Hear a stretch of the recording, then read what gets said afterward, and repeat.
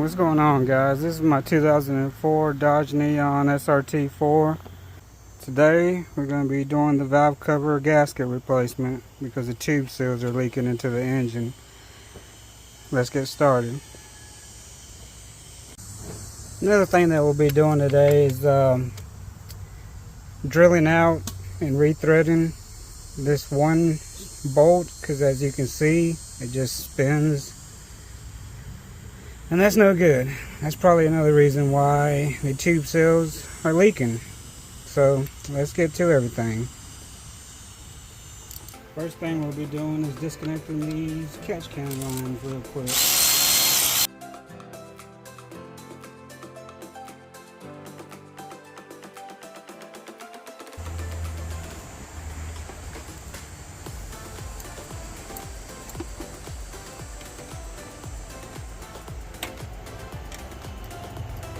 Disconnect the ignition coil.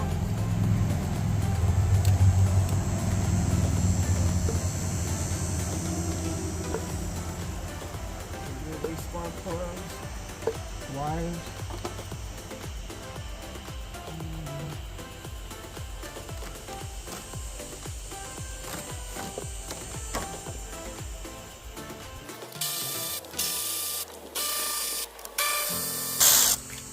There's the ignition coil.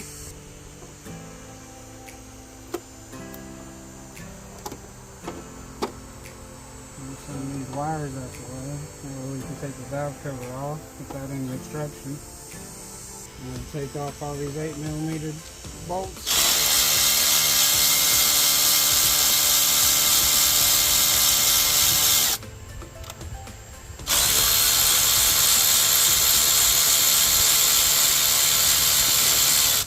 Doesn't matter in which order you remove the bolts, but when you go to put it back on, there is a torque sequence and torque specs that we will get to later.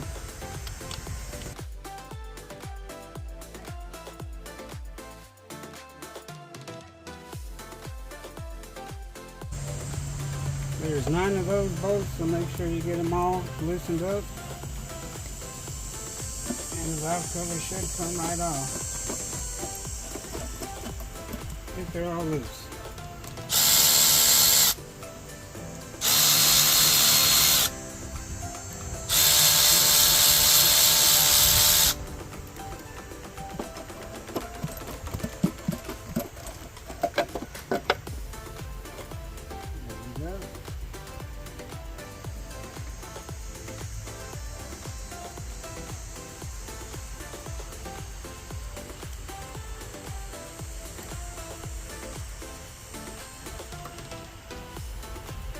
Valve cover gasket. Make sure to clean off all the old gasket material.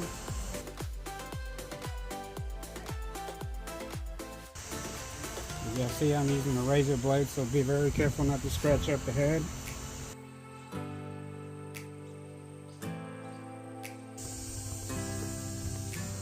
I don't know if you can see in there, but it's definitely stripped out.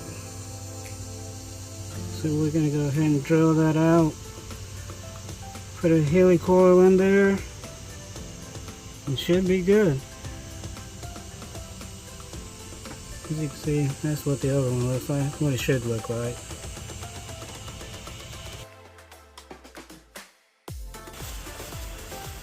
Just using these grocery bags around it, so when I drill it out, none of that metal goes into the head.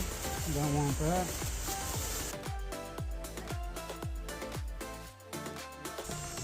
This is the kit I'll be using to tap it and drill it out. Bought it off of Amazon, I think for like 20 bucks.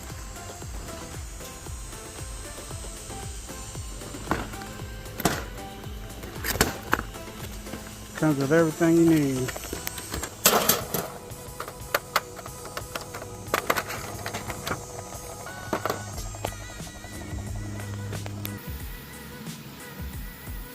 Grab the provided drill bit and drill out the old threads.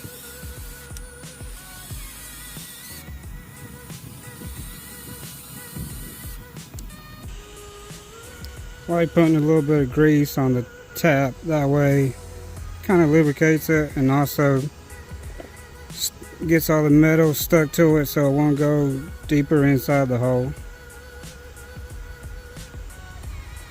Won't have as much trouble getting it out.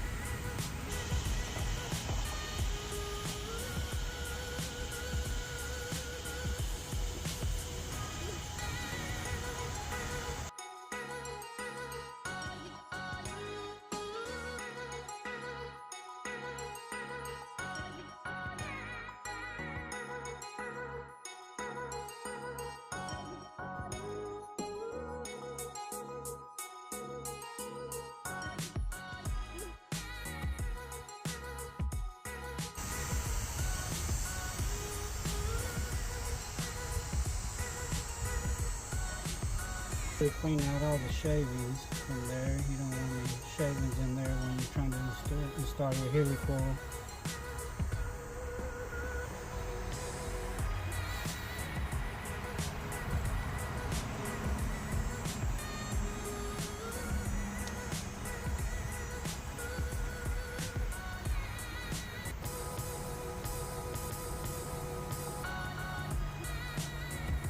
Alright, next up, you get your helicoils right here, your little handle. Goes in just like that, and put it in.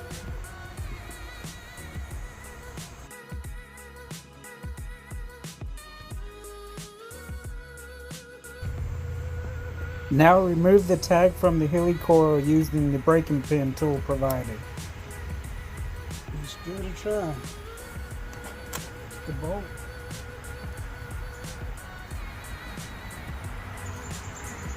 Slide right in.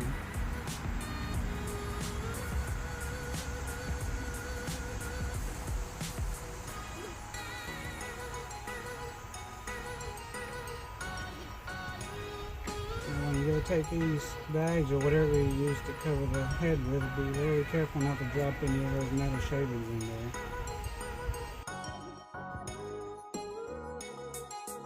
And then go ahead and inspect, make sure nothing went into the head. You got a flashlight. Looking good. Alright, move on to the next step. Go ahead and clean off all the oil, make sure there's no oil or debris or anything around the head.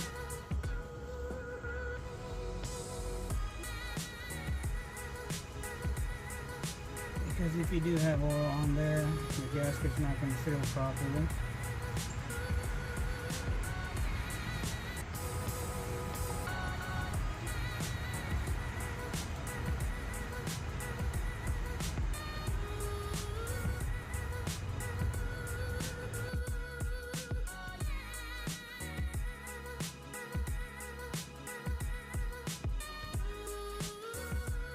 Installing the new gaskets is pretty simple. You can't really mess that up, so I'll try to show what I can. That's the part number in case you need it. Felprobe. Many people like to use OEM, which I do too, but Felprobe's never failed on me, so let's get to it.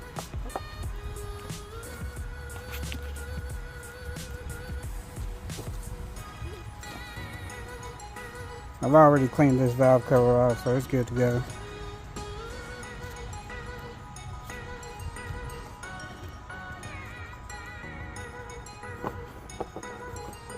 Probably won't be able to put the big gasket on while holding this camera, so I'll be back. And there you go, that's how it should look. Well, how it should be. Do remember that the OEM gasket does fit a little bit better around this part right here. This one just comes out as a straight line that you have to mold into there. If I remember correctly, the OEM gasket comes pre-formed to go around that one. But before we put this on, we have to put a little bit of gasket maker in some very important spots to make sure it doesn't leak. Then we put a little bit right there after we clean that up a little bit more. A little bit right there as well. You can see on the back side right there, and also right there. So let's do it.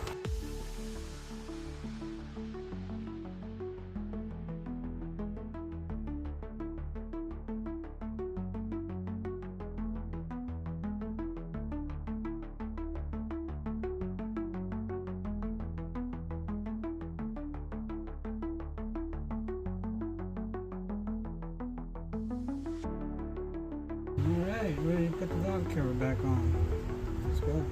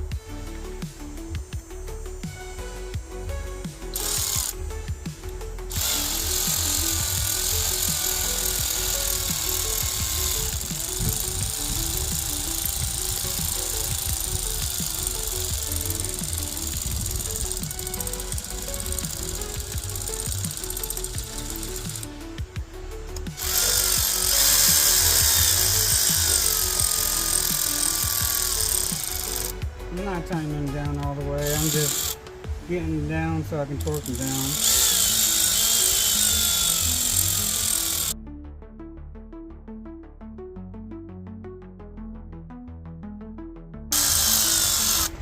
Alright, time to torque them down. You do have to torque the valve cover in 3 different steps. You start out with 40 inch-pounds, then you go to 80 inch-pounds, and you finish off with 100 inch-pounds. And there is a torque sequence, which I'll show you here. 1, 2, 3, 4, 5, 6, 7, 8, 9. So let's go ahead and do that.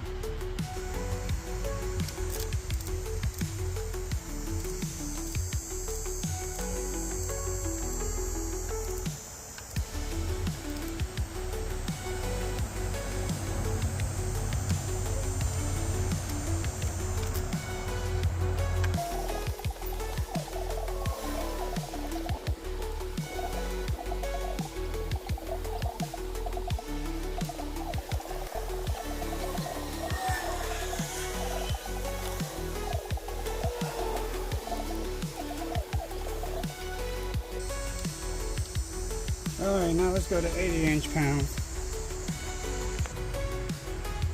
Alright, now we're 80 inch-pounds in the same sequence.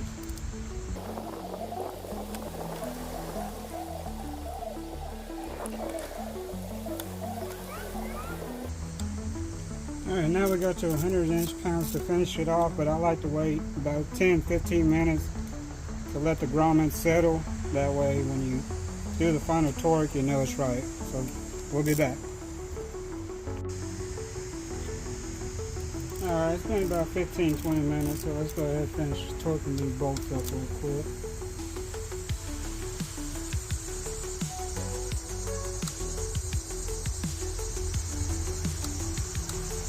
As you can see, that helicoil is working pretty good because that's the one that was damaged. So we should be good now.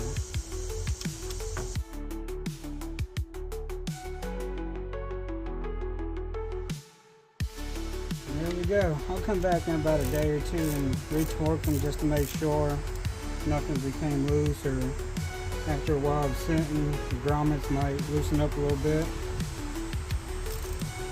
So let's get this all put back together.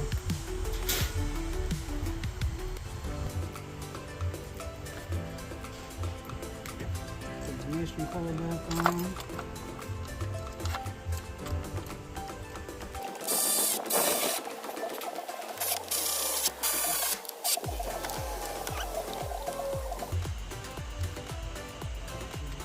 Connector back in, and then we'll just put the catch can lines back on. Should be done.